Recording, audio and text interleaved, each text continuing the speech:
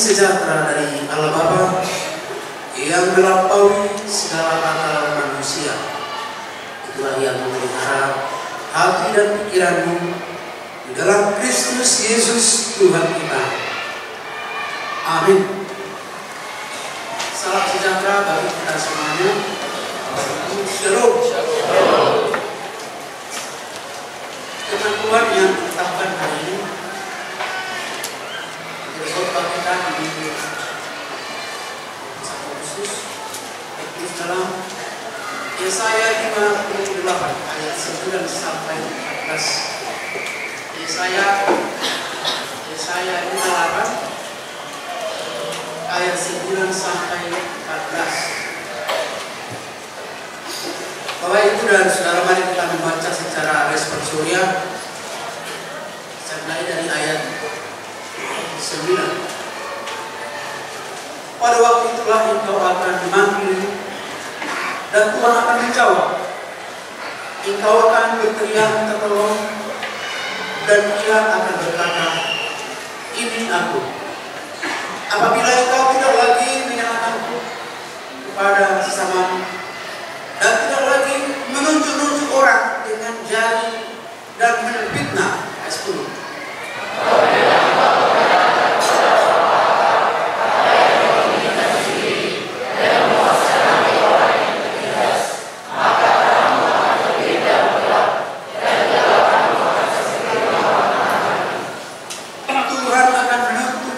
Senantiasa dan akan memuaskan hatimu di tanah yang kering dan akan membaharui kekuatanmu. Engkau akan seperti taman yang diairi dengan baik dan seperti mata air yang tidak pernah mengecewakan.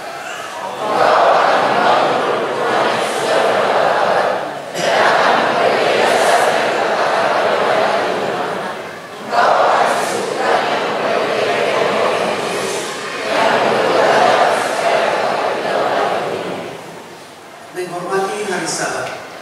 Apabila engkau tidak menginjak-injak hukum Sabat dan tidak melakukan urusanmu pada hari kudus itu. Apabila engkau menyebutkan hari Sabat hari kenikmatan dan hari kudus Tuhan hari yang mulia.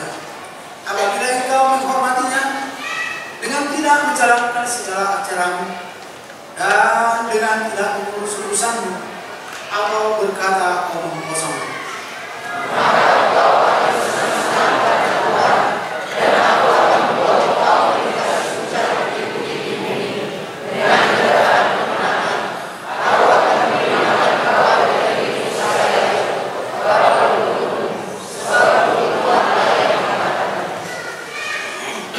Demikian pembacaan firman Tuhan.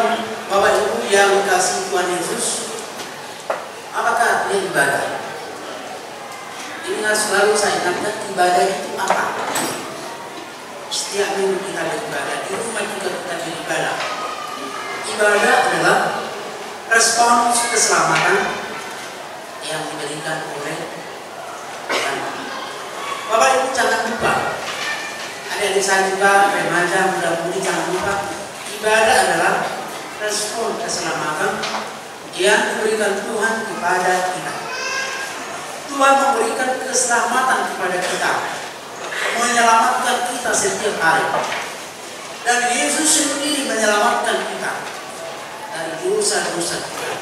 Makanya kita dipanggil dan wajar untuk beribadah. Jadi ini adalah jawaban kita. Ibadah ini adalah jawaban kita atas berkat terbesar, yaitu keselamatan yang telah diberikan Tuhan dalam kehidupan kita. Bapak Ibu yang dikasihi Tuhan, maka selalu saya tekankan kepada kita, kalau ibadah itu harus benar-benar dipersiapkan hatinya, pikirannya, pelayanannya juga, waktunya juga. Karena ibadah itu adalah jawaban kita.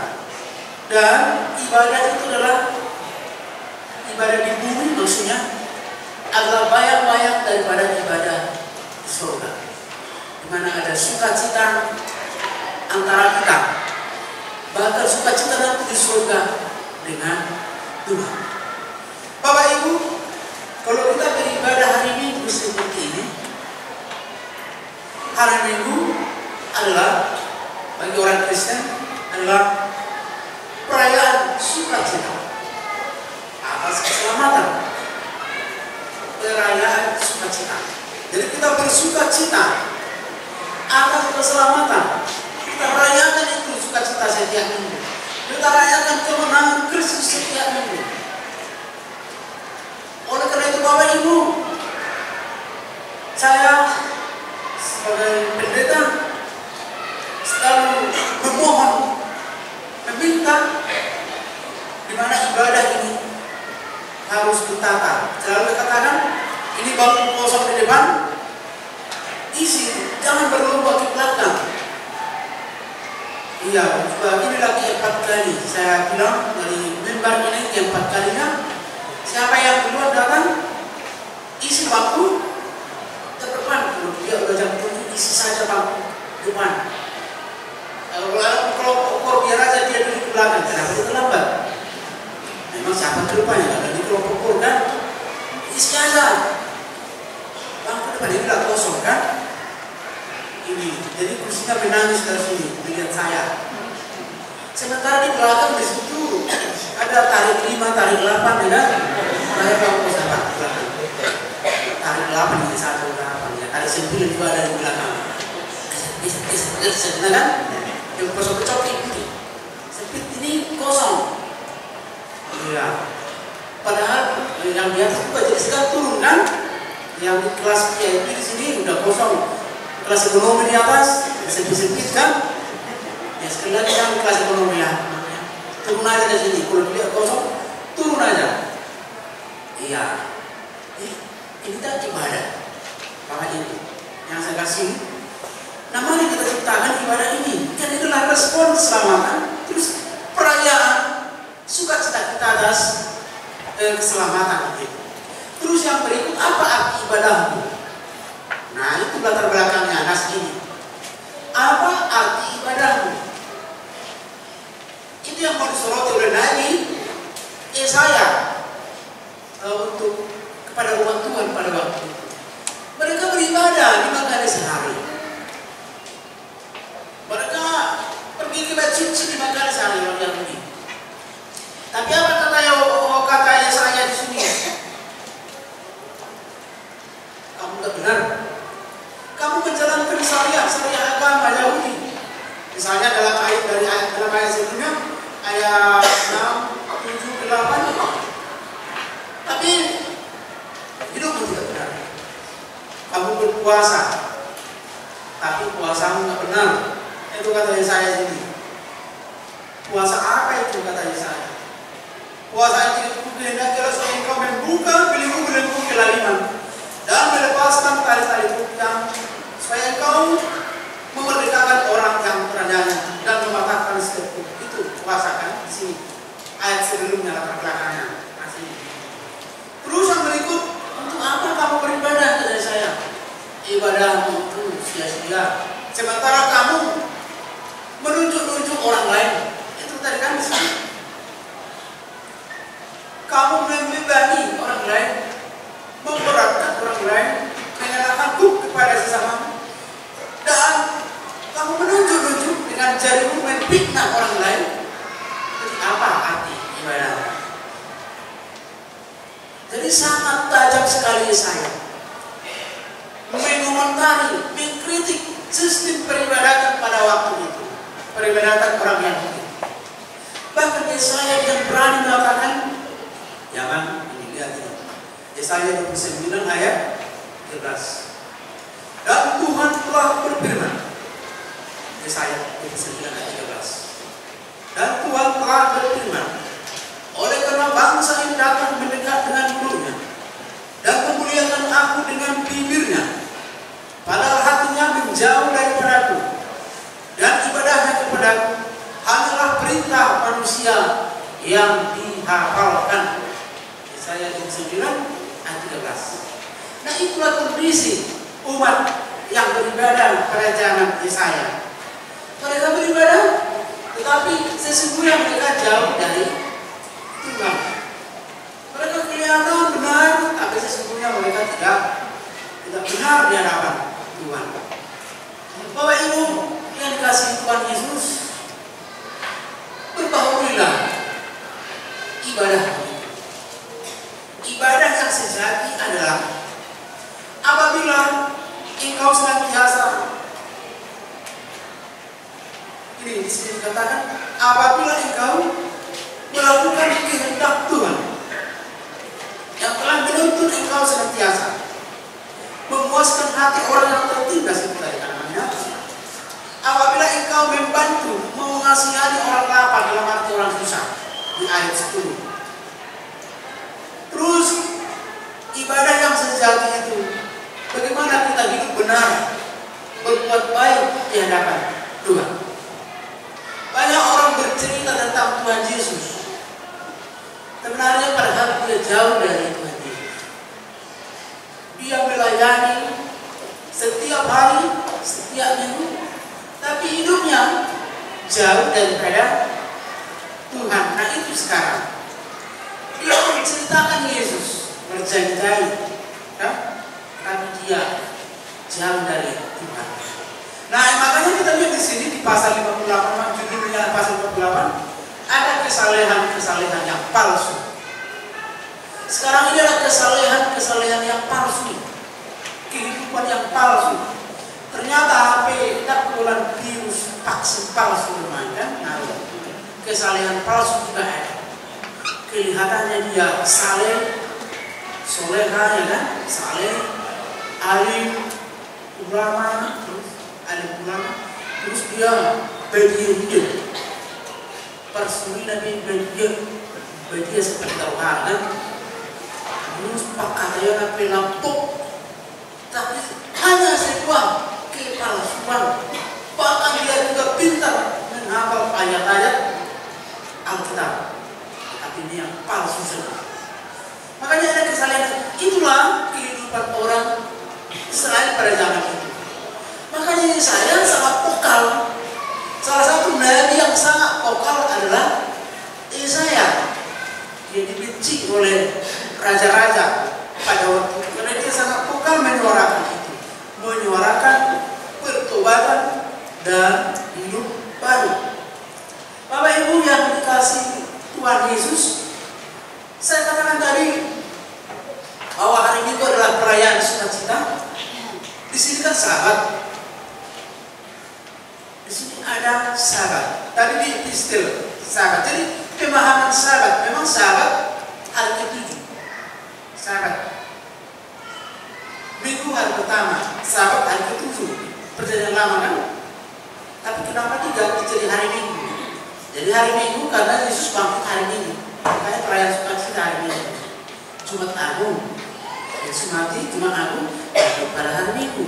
Jadi Sabat itu makanya tergantikan dengan hari Minggu. Sebenarnya Sabat hari ke-7 adalah hari Sabtu. Nah sekarang aplikasinya hari Minggu. Kalau hari Minggu tadi saya katakan perayaan sukacita, bagaimana kita menguduskan hari Minggu ini? Kita datang beribadah. Kita saling mengenal. Di mana persekutuan paling indah adalah di gereja. Di gereja ada persaudaraan itu baru, bukan marga. Tahu mah sepulang marga Nabi di DKI, saya pernah tugas di DKI. Riau juga saya pernah di Kep juga. Banyak pendeta itu paling banyak saya lihat. Tapi saya merasakan bahwa persaudaraan dan persekutuan yang paling indah adalah di gereja. Kalau di marga, saya tidak lagi ngomong dulu itu. Saya juga kalau pun karena dia nomor 2 sama, nah kan nomor 5, nomor 10, nomor 3, nomor 8, nomor 3, nomor 1, aku nomor 10, nomor 1. Tapi bagaimana nama kerja sudah nomor 15. Tapi nomor 10 itu memang bapak. Karena kita juga kebenaran masa tingkat. Nanti sekarang itu kan untung kita kebenaran masa tingkat. Lima. Mana kebi selesai nggak persoalannya pada waktu itu. Di bawah yang kan ada rasa segan. Para saudara itu sama ngomong. Satu kampung, satu hutan, satu lingkungan ya. Ada beban gitu loh. Nah, tidak datang ke rumah. Dia kan datang ke rumah kita. Tapi di gereja ini nggak ada beban. Ibadah yang kita bangun di gereja ini, ibadah yang kita bangun, persekutuan yang kita bangun di sini, tidak ada beban, hanya modal kasih dari Tuhan Yesus. Tiada terpaksa-paksa gereja HKBP. Inang aman ikut 100% baru sih hanya bukan tergantung kita loh saja kita bayar di amplop persembahan. Memang dengan jarang kayak gimana itu. Ada 10.000 nggak jarang memang. Bicaranya maka ada tapi tidak kesayang sudah dihampak semua kan bahwa pernah saya pun nggak pernah kan memang tadi dan memang tuh mau kira-kira kan memang jarang memang harga harga nanti dicek di 5.000 nih wajah mana pernah dipaksa nggak dipaksa iuran tahunan besoknya dipaksa ada pernah dipaksa di harga BP iuran tahunan ngurus dari mana betul-betul kami iuran memang belum dan berarti kan masih ngaji jangan salah ya jangan pernah katakan masih ngaji dia lupa tersokok dengan yang di mana kok bukan tersokok memang paralel kan tersokok biro ya kan dia lupa bukan karena dia tidak mau bayar tapi dia misalnya katakan jemaat yang tidak bayar iuran itu karena lupa dan lupa di mana mungkin karena kesibukan atau karena yang lain. Jadi memang ibadah yang kita bangun, persekutuan yang kita bangun adalah persekutuan yang indah. Abang Inang, saya perhatikan juga 8 bulan saya layani di sini, Abang Inang. Jemaat Serpong ini ada unik dola, dola itu. Penampilan pun penampilan dola berlebihan, biasa-biasa. Tetapi pekerjaan luar biasa, tabungannya juga luar biasa, kan? Itulah sini kelebihan Serpong. Kalau di gereja lain, anting-antingnya harus pakai tangannya sampai seorang gelap, sampai satu orang tangannya kan. Terus kewajahnya juga harus jutaan, kan? Kewajah jatuh juga harus bermanjat, kan? Harus bagus. Terus sepatunya juga harus cingkrong, kan? Ada hidup dah. Terus banyak penampilan. Aku di Serpong biar biasa-biasa dulu. Dan tadi di zon nak kaya raya atau nak miskin raya kan? Saluan nak kaya raya atau nak miskin raya kan? Daftar itu. Dan memang iya, senang sekali dengan aku sudah kerja di Jambi dalam mobil di dia. Nanti pun saya perlu melayani ini jadi khutbah yang mirip loh bagi saya. Di Serpong itu orang yang sederhana, terus yang berikut yang suka cita paling besar kayak kota bucu-bucu remaja, sekolah minggu remaja, nah dari jauh mereka sudah sibuk kepada PT Taruhara. Orang sama jadi dulu habis Serpong orang kan. Dan apa seperti itu? Saya sombong kan, anak-anak juga pada kenal kan. Nah, kalau remaja sobat itu dari mana datangnya? Dari orang tuanya. Karena orang tuanya mengajarkan kepada anak-anaknya ya bagaimana bersikap itu tetap dipertahankan dan tidak asal-asal Tuhanmu. Aku puji-puji bahwa aku salah sebenarnya tahu. Memang saya adalah kakak yang tidak ada dusta di sini sekarang. Saya adalah yang saya mengatakan sebenarnya berapa anak saya kenal mereka tidak sombong. Dari jarak 10 meter bahkan jarak 20 meter aman kan? Luar biasa. Saya itu masih lupa namanya. Saya masih lupa namanya. Belum sembuh apa, tapi dari jauh bisa mau baik. Ya jadi semua kesederhanaan saya lihat. Nah, senang sekali ini tetap dipertahankan karena tidak semua gereja seperti ini.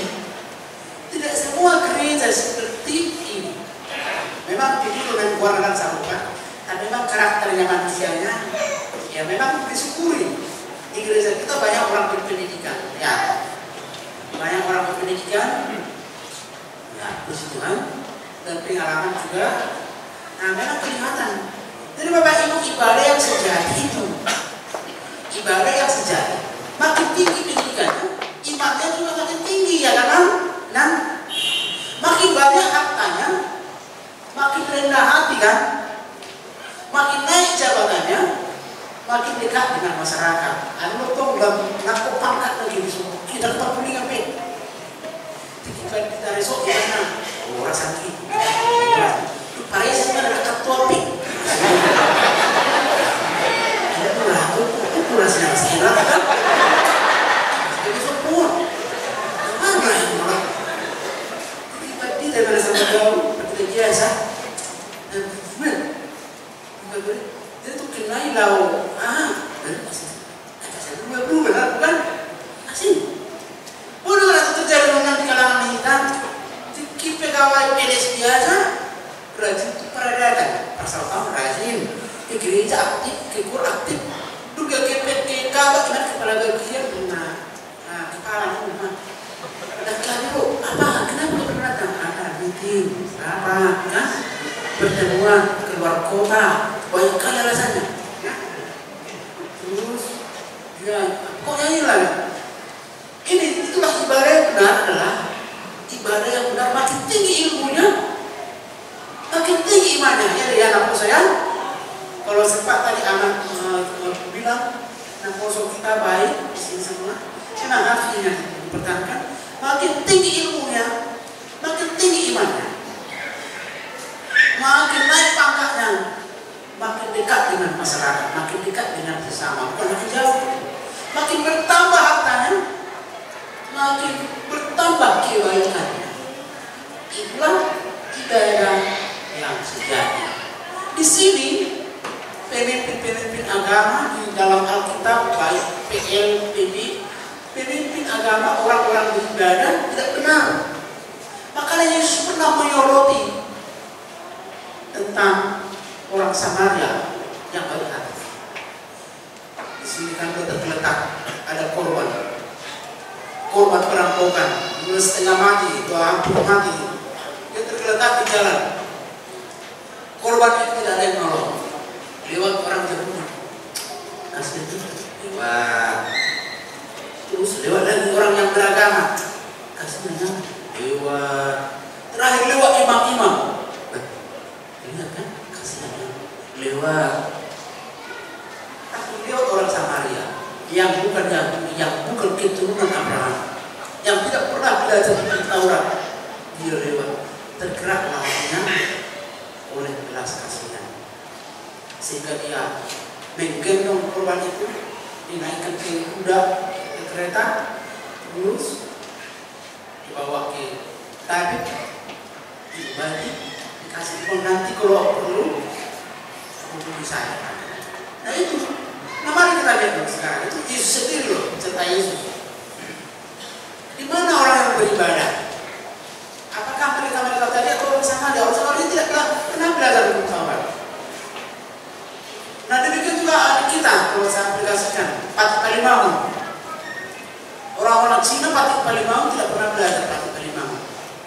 Tapi mereka hormat dengan orang tua itu ceritanya, dan saya juga pernah lihat kan, udah tua iring-iring loh, betul-betul pakai kursi roda.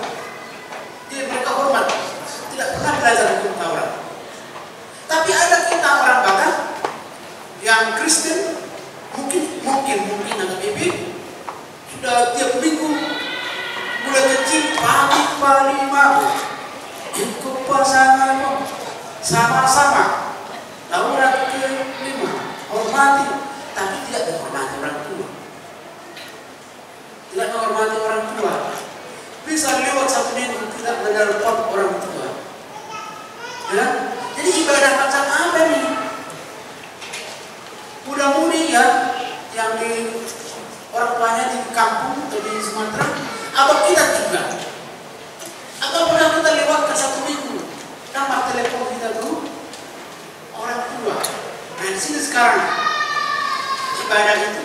Jadi Bapak Ibu, yang dikasih Tuhan Yesus Kristus, saya mau kembali untuk mengurai khotbah ini, nas ini. Bagaimana seharusnya, karena perbuatanmu adalah ibadahmu kepada Tuhan. Perbuatan yang baik adalah bukti nyata orang beriman. Buktikan imanmu dengan perbuatanmu. Berbuat baik sebanyak-banyaknya berarti beribadah sebanyak-banyaknya. Berhenti berbuat baik, sesungguhnya kita telah berhenti beribadah. Memang ibadah sejati kan nanti di luar. Sekarang kita ini pembekalan di gereja. Kalau kita berhenti berbuat baik, berarti kita sudah berhenti beribadah. Jadi Bapak Ibu, saya tidak bisa menilai iman Bapak Ibu, dan kita tidak bisa menilai iman orang lain. Kita tidak bisa mengukur dan terukur. Tapi kita rasakan orang beriman itu. Kita rasakan ya, kehadirannya kita rasakan. Orangnya kita rindukan itu sebenarnya. Kenapa sikapnya? Karena perbuatannya. Jadi Bapak Ibu yang dikasihi Tuhan Yesus, bagaimana kita yang beribadah, yang merayakan Sabat Minggu, setiap hari Minggu, melakukan apa yang dikehendaki oleh Tuhan Yesus. Ya. Kadang-kadang memang kita hidup bersama-sama dengan orang lain, tapi kita harus berbeda. Ya. Kita kadang-kadang berdekatan, hidup dengan orang-orang munafik. Tapi ingat, kita bukan orang munafik. Memang, kita berdekatan, bahkan satu lingkungan, atau tinggal bersama orang munafik. Tapi ingat, kita ini bukan orang munafik. Sama seperti saya awalnya. Kalau saya gabung dengan anak-anak, saya seperti anak-anak kata Paulus. Saya juga. Tapi saya bukan anak-anak. Makanya kata dalam firman Tuhan, kita harus bawa terang. Itu tadi saya mengenal. Kegelapan akan seperti rembang dengan anak. Maka terang akan terbit dalam gelap, dan kegelapan akan seperti rembang dengan anak. Karena dan dengan Tuhan. Jadi kita menerangi, kita hadir di situ, kita yang mempengaruhi, yang menerangi. Saya gabung dengan anak-anak sebagai pendeta, saya harus menggunakan bahasa anak-anak. Kalau itu saya tidak diterima oleh anak-anak. Nggak, mana mungkin saya diterima oleh anak-anak. Kalau saya tidak mengucapkan bahasa anak-anak, gaya luka anak-anak. Terus saya gabung dengan remaja. Saya harus mengerti bahasa remaja. Makanya saya juga belajar bahasa pergaulan remaja. Dan tak perlu supaya bisa nyambung memangnya. Nggak perlu saya berbicara taruh buku nafsu lagi kalau teman saya ini perlahan saya mundur teratur kan. Itu saya bicarakan tuh bawa sini apa tuh kenapa ini kan? Tapi saya ini cerita dari remaja pembahasan mereka berkomunikasi. Terus saya kasih ibu, saya seperti ibu-ibu. Tapi saya bukan ibu-ibu. Memang kan sini kan tidak ada pada kami seperti saya seperti karena saya ngajar kok. Saya juga ngajar korporat seperti korporat susah banget. Berarti di kampung. Gak usah lagi yang lama, gak usah lah capek lah. Kata-kata ini mah. Dulu masih bapak bantu dari mana? Saya sudah mani. Belum ada fotokopi loh. Fotokopi masih jelas mana? Bapak tulis dulu di sana. Sampai kering di sana bu. So belajar dulu. Gak lagi ibu di belakang pernah berdebat. Nah, berkursi terus ada pernah. Banyak kali darah-darah akan hidup nanti. Orang pulang, teman langsung mak kata-kata betul, Allah banyak pun. Betul. Baru festival kur. Habis menguras tenaga kan festival kur. Sampai distrik 5 Sumatera Timur waktu festival kur. Sampai mereka berkelahi di rumah. Masa kau 3 kali sehari, seminggu latihan? Ini kan musim menanam padi. Ya itu kata pendeta, kata guru harus latihan, nanti kita dikalah, nanti dicatat. Ternyata nggak juara pun. Juara sampai dari belakang. Bangunnya kan, saudara tiga seminggu. Aku juga festival ini kayak apa ya? Bagus sih bagus, cuma menguras tenaga dan apanya bajunya harus seragam. Padahal hanya dipakai sekali itu doang. Kalau ke saya pakai lebih baik, saya pakai baik. Ini lah kan? Contoh kan, bisa kemarin festival. Kalau saya lihat bajunya seragam bagus, pakai macam nari kan? Seperti itu sebelum bajunya. Seragam itu pakai, kan mahal juga ya kan? Terus waktu di momen festival kan, banyak orang protes. Jadi dulu saya kan berusaha.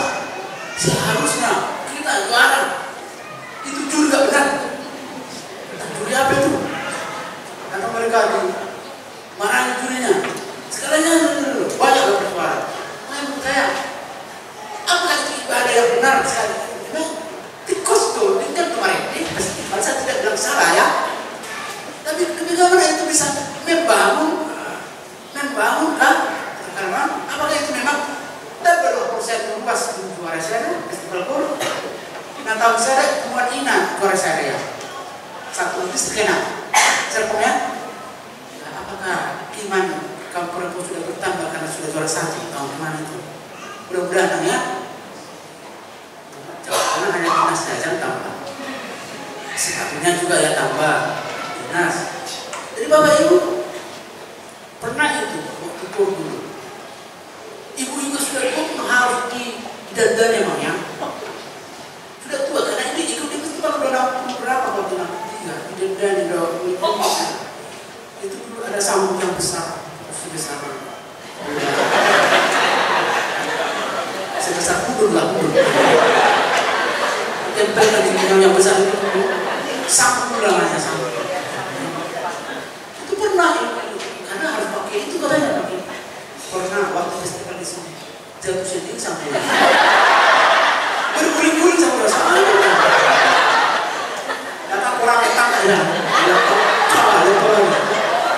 berguling-guling repot kan festival repot terus pengumuman kalah protes kalau kita protes saya kira itu bagus bernyanyi ya jangan kita buat jadi semacam apa ya sebuah kompetisi yang benar-benar mau ke surga ya iyalah selesai festival kan ada karena memang ada apa yang selesai itu tidak ada juga tahun depan ulang lagi festival kan ya maksud saya bagus sih festivalnya jangan sampai bebannya jadi Bapak Ibu ibadah itu apa sih sebenarnya ibadah makanya saya sering mengatakan ibadah itu memang pertemuan antara hati kita dengan hati Tuhan itu mana hati kita dengan hati Tuhan menyatu itulah ibadah bukan yang lain-lain hati kita dengan Tuhan menyatu seperti kita dengan anak-anak coba kita berangkatkan anaknya sudah ada anak yang sudah berangkatnya sudah ya kuliah di sana kuliah di sana contoh kita berangkat anak kita berantem kuliah di Bandung ketika kita bercip orang gilitan aja ada kontak baju Pak dari mana saya kepingin Pak kenapa Pak anak kita di Bandung memajak pohon kelapa Pak jatuh ya telepon jangan dia demam tuh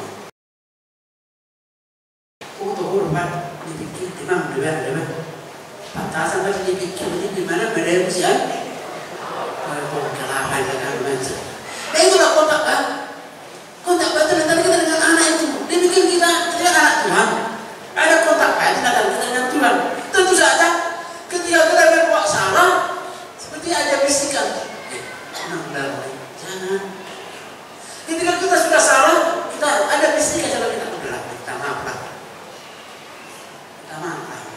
seperti ada bisikan seperti itu sampai mana ya merasakan itu kan kadang-kadang kita juga menyadari ya berarti saya yang salah ya tapi kalau tidak ada bisikan seperti itu jangan-jangan bukan kita tidak dekat dengan Tuhan kontak kita dengan Tuhan sudah hilang bayangkan kalau pesawat sudah kontak sudah hilang kontak pesawat ya saya pula akan ke dalam Indonesia kan sudah banyak pesawat Indonesia hilang kontak jatuh di sana jatuh di sini jatuh di sana jatuh di sini Sulit tebak pinama dia bisa kiri kan?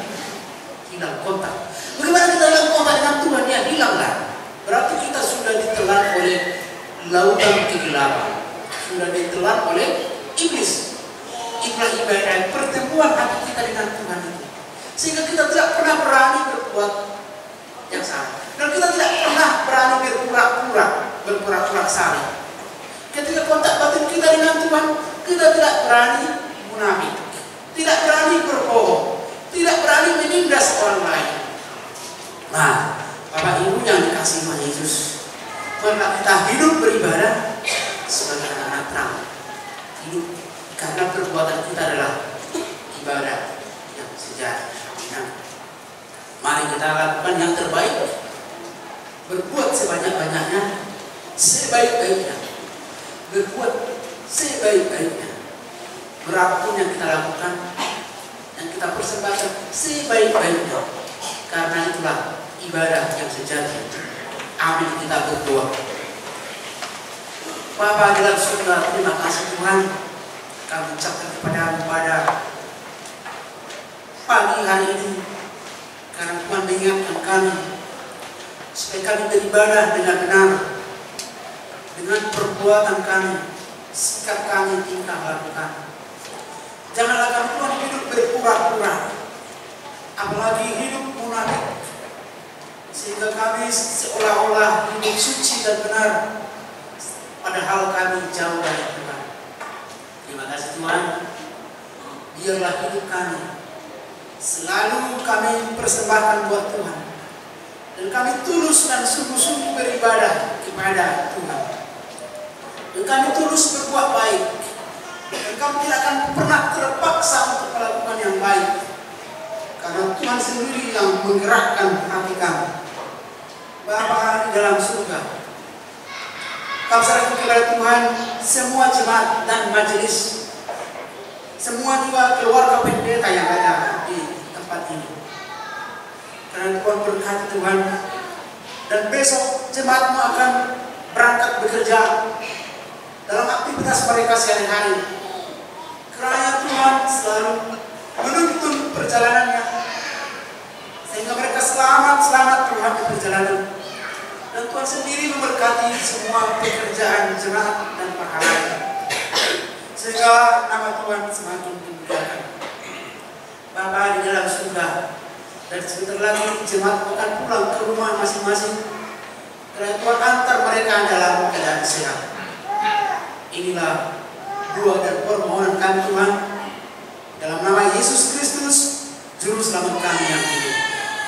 Amin. Bapak Ibu, kita sambut firman Tuhan.